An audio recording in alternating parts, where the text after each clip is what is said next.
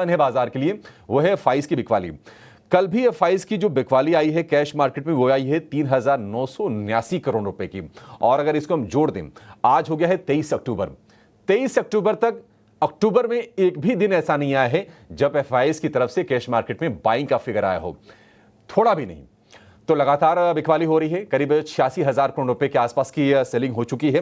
हालांकि कल index options को अगर आप देखेंगे तो 12,761 करोड़ रुपए की बाइंग आई है। कुछ कुछ चीजें सुधरती हुई जरूर दिख रही हैं, क्योंकि लॉन्ग होल्डिंग कहा 81% पर थी, वो घटते घटते 30% के भी नीचे आती हुई दिख रही है निश्चित तौर पर।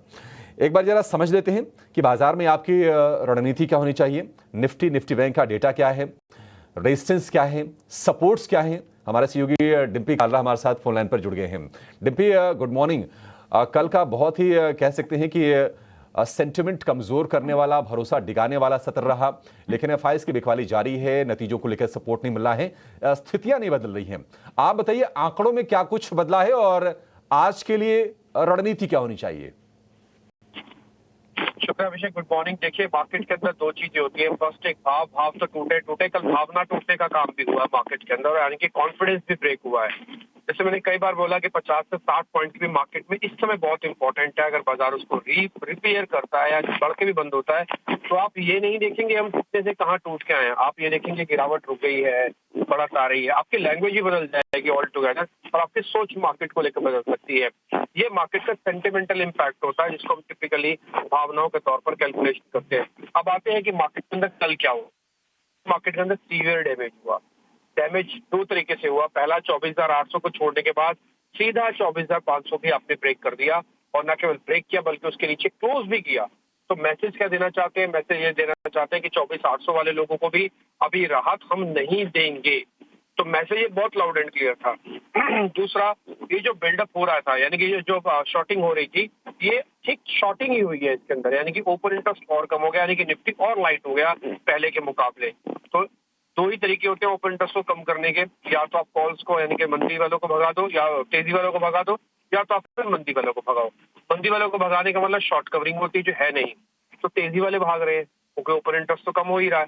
तो तेजी वाले भागने का कॉन्फिडेंस कल 24,800 के ब्रेक होने के बाद हुआ है, और एक ही दिन में हो गया, और ऐसा कॉन्फिडेंस ब्रेक हुआ कि 300 पॉइंट हमको एक साथ ही खोने पड़ गए। तो मिला के कहने का मतलब यह है कि मार्केट के अंदर भी सेंटिमेंटली और भाव से दोनों से नुकसान काफी है।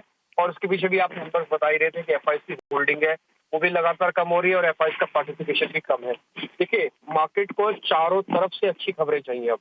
अब मार्केट को खाली अर्निंग से काम नहीं चलेगा, ग्लोबल मार्केट से काम नहीं चलेगा, एफआईज से काम नहीं चलेगा।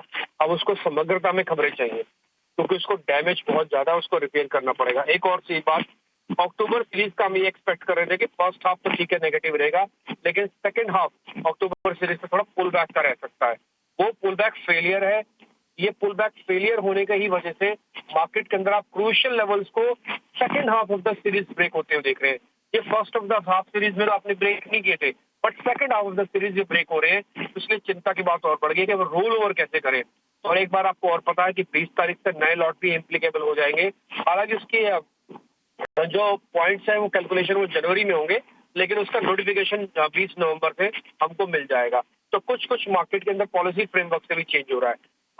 दो चीजें मैं आपको बोल देता हूँ याद रखने की। पहला, जल्दबाजी ना कीजिएगा कि मार्केट देखिए बहुत टूट गया तो मैं कूद कूद के आ जाऊं, ऐसा ना करना। और अगर करना भी है, ठान लिया आपने कि नहीं बहुत टूट गया मार्केट में तो ट्रेड करना है, तो फिर बैंक निफ्टी के साथ सारे एक्सपेरिमेंट करना। आई रिपीट, कल बैंक निफ्टी ने उम्मीद से ज्यादा गिराया है अपने आप को, उम्मीद से ज्यादा। एक ही दिन के अंदर 51,500, 51,300 दोनों को ब्रेक करके उसके नीचे की क्लोजिंग दी है। 51,000, 50, 800 बहुत बहुत इंपॉर्टेंट सपोर्ट है।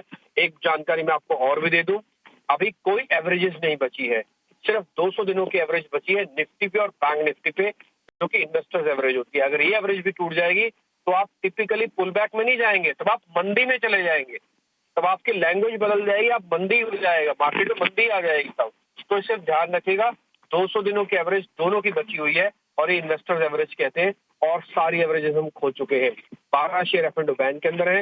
एंजाइटी मार्केट के अंदर काफी ज्यादा है, तो बैंक निफ्टी के अंदर प्लस करने की रिकमेंडेशन दूंगा, या फिर छोटा मोटा ट्रेड लेना हो, जब भी लेना हो तो बैंक निफ्टी के साथ शुरू करना। उसकी वजह पीसीआर है, फुट कॉल रेशियो है, जो कि 0.59 पे है। बैंक निफ्टी ओवरसोल्ड हो चुका है। बैंक निफ्टी ओवरसोल्ड, यहाँ पे मैं आपको क्लियर कर दूं, बैंक निफ्टी में शॉर्ट करके जरा पैसा नहीं बनेगा, आप इस चीज का हमेशा ध्यान रखिएगा।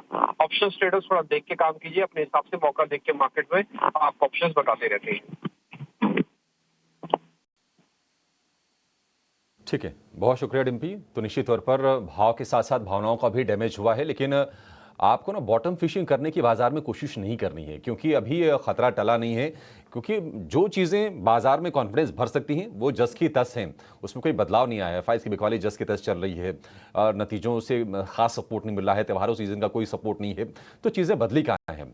24,300 पर जो एक्सपर्ट कह रहे हैं कि 24,300 अगला जो सपोर्ट है, और अगर वो टूटता है तो फिर 24,000 टूटने का भी खतरा बाजार के लिए बढ़ जाएगा। चलिए आगे बढ़ते हैं, जरा एक और लेंस से बाजार को समझते हैं और आपके लिए कुछ ट्रेड के मौके भी बाजार में खोजते हैं। हमारे साथ जुड़ गए हैं हमारे खास मेहमान investforedu.com के आदित्य अग्रवाल। आदित्य, गुड मॉर्निंग, बहुत शुक्रिया आपका समय देने के लिए। बताइए, आज बाजार में आपके हिसाब से क्या स्ट्रेटजी अपनाएं, क्या आपको कमजोरी थमती हुई दिख रही है, ये चीज बताइए, और ट्रेड कहां पर लेना है ये भी बता दीजिए साथ साथ। गुड मॉर्निंग अभिषेक, शो पे बुलाने के लिए बहुत शुक्रिया। मार्केट में वीकनेस काफी है, इसमें कोई शक नहीं है। और हम कल डे एंड की तरफ हमने क्लोज किया, डे लो की तरफ हमने एंड किया मार्केट्स को। अगर हम निफ्टी बैंक निफ्टी दोनों की बात कर ले तो निफ्टी में तो फ्रेश ब्रेकडाउन आ गया 24,500 के नीचे, जो कि इमीडिएट सपोर्ट था।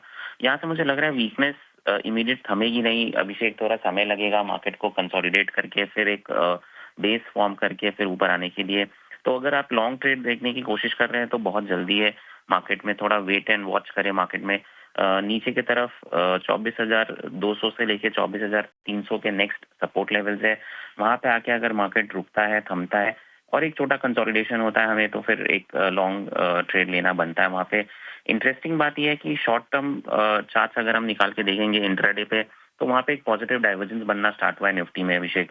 तो कहीं ना कहीं मार्केट एक बेस फॉर्म जरूर करेगा, लेकिन अभी भी जल्दी है, एक पुल बैक का वेट करे। हायर हाइज हायर लो जब इंट्राडे चार्ट से बनने लगे तो लॉन्ग ले। अगर हम बैंक निफ्टी की बात कर ले सामने, तो वहां पे एक फ्रेश ब्रेकडाउन ऑलमोस्ट आता हुआ दिख रहा है राइजिंग फ्लैग पैटर्न से। यहाँ से अगर ब्रेकडाउन आता है जो कि 51,100 के नीचे फ्रेश ब्रेकडाउन आ जाएगा, तो मार्केट में फिर जो रीसेंट लो था बैंक निफ्टी का 50,500 शायद वो भी टेस्ट हो जाए। दोनों ही इंडाइसेस वीक लग रहे हैं। आज का ओपनिंग ट्रेड देखिए और देखिए कि मार्केट अगर ब्रेकडाउन फ्रेश देता है बैंक निफ्टी में तो फ्रेश शॉर्ट्स कर सकते हैं इनफैक्ट 51,100 के नीचे, और वहाँ पे 50,500 तक के लेवल्स आपको नीचे में देखने मिलेंगे। अब अगर हम स्टॉक स्पेसिफिक बात कर ले तो एक लॉन्ग और एक शॉर्ट देना चाहूंगा। पीएफसी काफी वीक लग रहा है इस लेवल्स पे, तो मुझे लग रहा है कि अभी भी यहाँ पे शॉर्ट ट्रेड बनता है। आने वाले ट्रेडिंग सेशंस में हमको और लोअर लेवल्स देखने मिल सकते हैं। तो 410 के टारगेट के लिए फ्रेश शॉर्टिंग करना है पीएफसी में। स्टॉप लॉस हमको यहाँ पे 460 का लगाना है। और अगर एक लॉन्ग ट्रेड की बात करें तो हिंदुस्तान जिंक अभिषेक काफी समय से एक अच्छा कंसोलिडेशन कर रहा है, उसमें गिरावट हमें पहले ही देख चुके हैं। तो एक अच्छे कंसोलिडेशन के बाद मुझे लग रहा है स्टॉक में एक बम्प अप आ सकता है यहाँ से। तो करंट लेवल्स पे खरीदारी की सलाह रहेगी, 570 का लक्ष्य लगाए और नीचे 485 का स्टॉप लॉस। ठीक है, हिंदुस्तान जिंक में आप नजर रखिएगा, बाई करनी है आपको, और 570 के टारगेट के लिए 485 रुपये का आपको स्टॉप लॉस लगा के चलना है। पीएफसी के शेयर को शॉर्ट करना है आपको, तो एक लॉन्ग की एक शॉर्ट की रणनीति आपके लिए। लेकिन आज एनएमडीसी का शेयर भी फोकस में रहेगा, क्योंकि लंप और फाइंस के दाम में 600 रुपये प्रति टन की बढ़ोतरी की है एनएमडीसी ने। तो हो सकता है कि थोड़े से राहत मिले। हालांकि हम देख रहे हैं कि लगातार एनएमडीसी के शेयर पर भी प्रेशर आ रहा है, 215 रुपये के आसपास का भाव है। लेकिन बाजार के लिए जो एक चिंता है, थोड़ा आंकड़ों से समझते हैं। कुछ आंकड़े हम लेकर आते हैं स्क्रीन पर कि अब तक ये जो निफ्टी के नतीजे आए हैं उनकी तस्वीर क्या है। उसमें आपको साफ तौर पर दिख जाएगा कि अनुमान से बेहतर नतीजे सिर्फ 4 हैं, अनुमान से कमजोर 6 हैं, अनुमान के मुताबिक 3 है और मिले जुले नतीजे 1 हैं। 15 नतीजे अब तक आ गए हैं और ये तस्वीर बन रही है, हम देख रहे हैं कि निफ्टी की। तो निश्चित तौर पर प्रेशर वहां से बिल्ड हो रहा है, विजिबल भी है ये।